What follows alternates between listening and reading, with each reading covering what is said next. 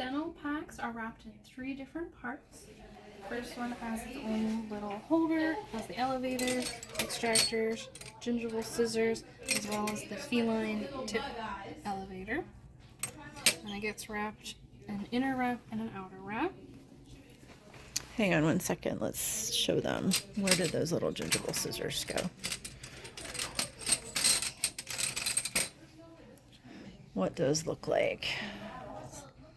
The difference is that there are ridges on one side of the scissors.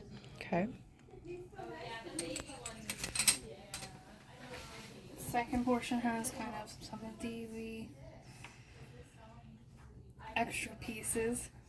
You've got your forceps, your blade holder, needle holder, iris scissors, and your periostal elevator, and those go in a medium-sized pouch. And then you have your probe/explorer, which goes into a small pouch. Okay. I never knew how to really explain these. I was like, they just go separate. Well, that's like if they're going to be doing some type of surgical type work, like removing a gingival mass or extracting a premolar tooth where the gum is going to need to be sutured back together again. So that's going to be like your dental suture pack.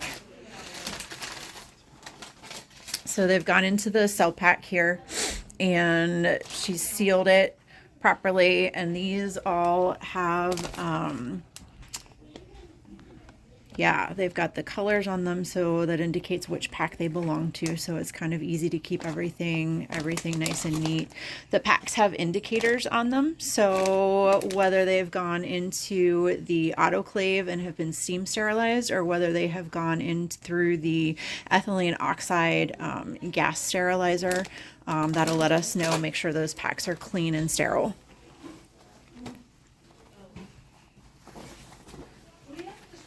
Going to wrap the larger pack. So we're going to close and press down to seal it.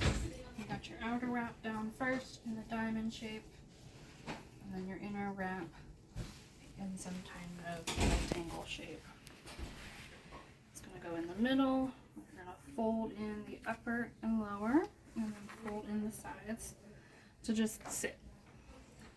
It's not as important for it to be sealed because this is going into a dirty surgery, not a sterile surgery.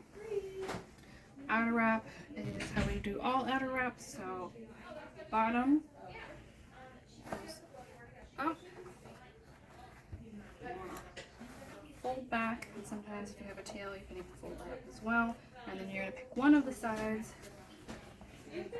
fold over, fold back. As you can see, I'm also pulling them taut just to make sure they have good securing. And then for the last one, you're going to want to tuck in the corners. Hold down, again, nice and taut. And you're going to slip it underneath all the other layers, leaving a tab out.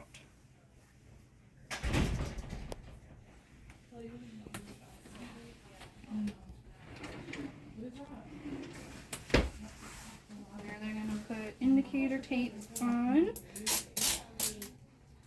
Make sure and tab at least one of the ends, if not both. Be courteous. And we're going to tape over the opening.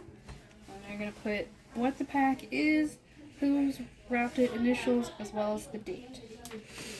So the indicator tape serves as 3 purposes. First of all, obviously it's going to label what pack it is and when it was sterilized so that we know if we have to re-sterilize it again and by whom. It also, being steam sterile indicator tape, means that these little green cross hash marks here are going to turn black when it goes through the steam autoclave. That, just like this one. That does not mean that the internal aspect of the pack has been sterilized, but it does mean that it has gone through the autoclave process. It's been exposed to steam, and hopefully that means that the internal aspect of the pack has been sterile. With our dental packs, we don't put an indicator strip in them, but with our regular surgery packs, there is also an indicator strip that goes inside the surgery pack, and that will turn color, that will turn black, and it'll show OK instead of just the O, and with the arrow black when it's gone through the steam and the steam has actually reached the internal contents.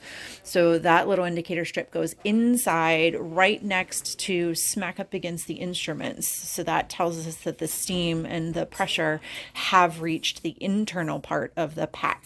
The other thing that steam indicator tape does, and we don't have to really necessarily worry about it all that much, but if this tape should happen to break, that could indicate that maybe somebody had opened the pack and possibly the contents of the pack may not any longer be sterile. So you want to make sure before you start a procedure that that tape across this opening here is intact.